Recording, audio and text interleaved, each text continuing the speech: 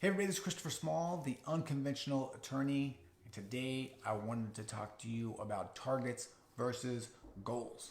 Before that, I do that though, I want to remind you, if you are a law firm owner and you have always been curious about what other law firm owners are actually making, what's working for them, their struggles, but you have been unable to find anyone to talk to you about it, I have found a solution. It's my podcast.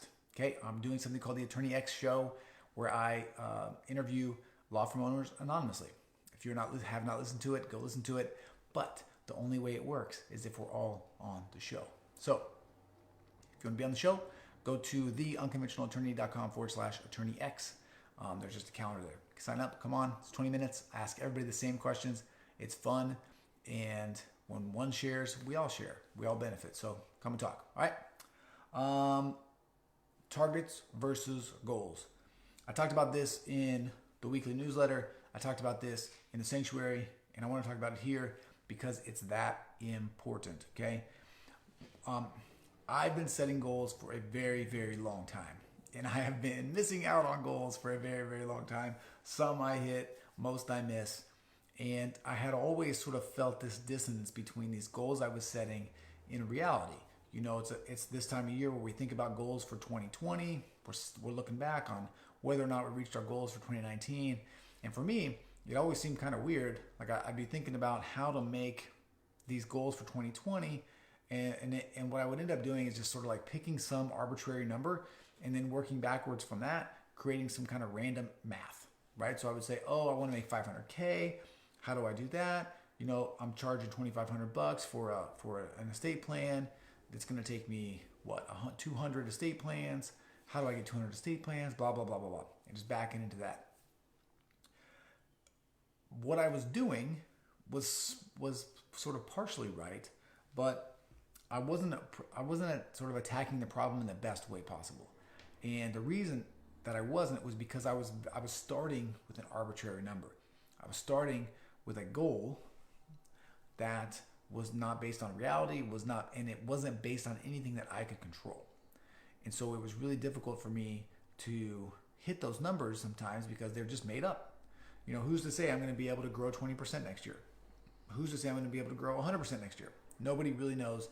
And there are a lot of factors that are outside of our influence in determining whether or not we're actually going to meet that number.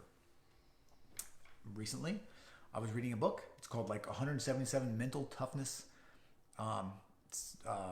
habits or something, and they were talking about targets versus goals, and I was like, aha, this is what I've been looking for. This sort of helped define this whole idea of goals in a way that made a lot of sense for me, and I wanted to share with you.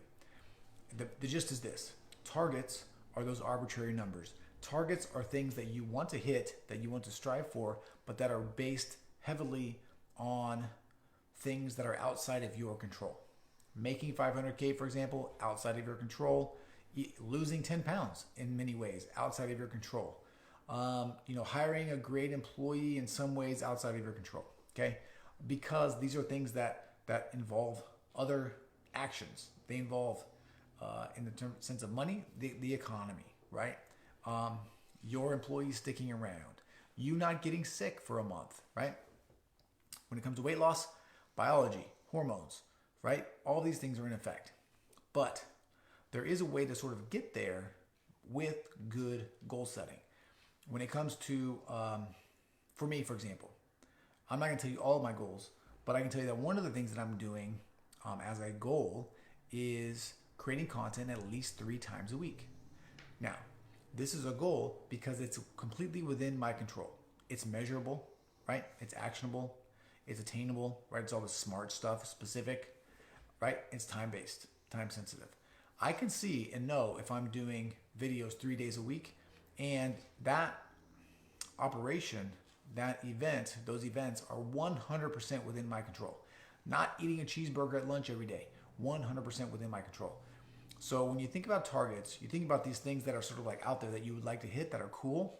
But when it comes to goals, you really want to focus on the activities that you can participate in, that you have complete control over, whether or not you do them, and that you can assess on basically an up or down methodology on whether or not you're actually meeting them. So as you are setting goals this season, really take the time to differentiate between a target, which is sort of an arbitrary number or an arbitrary thing that is outside of your control, and a goal, which you have 100% control over completing or not, no matter the outside environments. Okay? That's it. Oh, and one last thing, I've been telling everybody this every single time. Don't wait until January 1 to start pursuing your goals. Start right now. Start making content. I'm doing a whole bunch of different stuff. That's it. I'm Christopher Small. I'm the Unconventional Attorney. If you like this video, please hit the like button. If you know someone that needs to share it, to hear it, please share it with them. If you have a question or comment, please leave one. If you're listening to this someplace that you can subscribe, please do so. And as always, thank you for your time and attention. I really appreciate you. Hope you have a great holiday and New Year and set some amazing goals. Talk to you again soon. See ya.